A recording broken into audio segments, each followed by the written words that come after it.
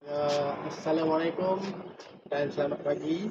So hari ini saya nak review cara-cara untuk menukar bab lampu rendah, lampu tinggi dan juga lampu senja ataupun lampu malam, lampu kecil.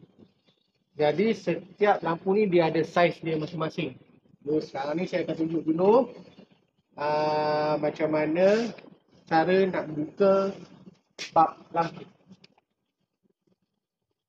Pulas, tarik keluar dia punya bab dia. So dia ada klip, tekan klip ni di sini, tarik. So untuk lampu rendah kereta Azia, dia menggunakan bab saiz H11. H11. Okay. So dah buka. Kita pasang semula. Klip. Masukkan klip berkemas. Tekan. Okay, dah masuk. Masuk balik dalam lubang dia.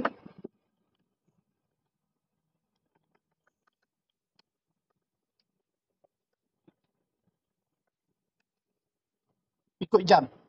Untuk tutup kita ikut jam Tadi kita buka lawan jam, kita tutup ikut jam. Okey. Bab yang kedua adalah bab untuk lampu tinggi.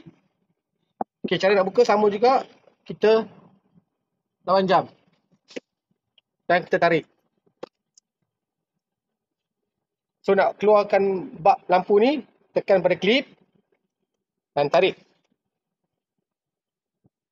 Okey, saiz untuk lampu tinggi kereta Rodo Azia ini saiz HB3.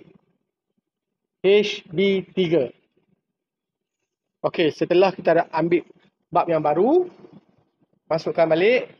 Betul-betul dia ada macam lekuk ni kan. Masukkan betul-betul dengan lekuk dia. Dan kita tekan sampai bunyi klip. Okey. Dah masuk. Masukkan ke lubang balik.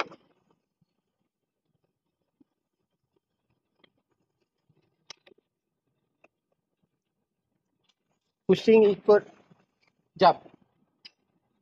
Buka lawan jam. Pusing ikut jam. Okey.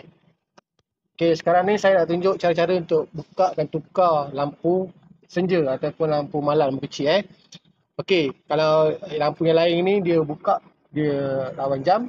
Yang ni dia ikut jam, buka. Pulas ke kiri. So dah keluar dah. Sangat mudah. So cara nak tukar bab dia ni, kita tak perlu buka klip. Sebab dia punya bab just tarik daripada atas. Nampak? Tak perlu tekan klip. Tak perlu tekan klip, dia tarik daripada atas dan masukkan balik bab ni. Tarik dan masuk saja. Tak perlu buka klip. Tak perlu buka klip ni Okey. Kebanyakan kereta-kereta di Malaysia ni dia banyak menggunakan bab untuk lampu kecil ni, banyakkan dia menggunakan saiz T10, T10.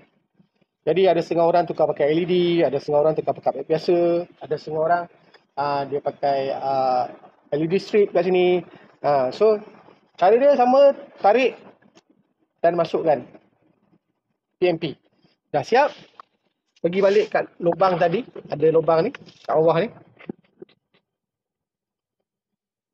Okey, masukkan dia punya muncung kepala tu ke dalam lubang tu.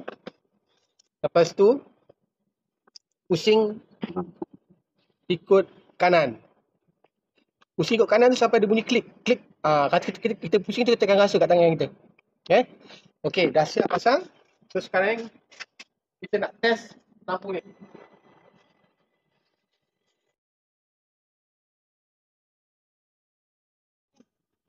Saya harap video ini dapat membantu tuan-tuan dan sila like, share, komen dan subscribe saya punya channel supaya saya boleh tambah lagi video-video baru saya selepas ini. Saya sudahi dengan wabillahi taufiq. Assalamualaikum warahmatullahi wabarakatuh. Ini Motorsport.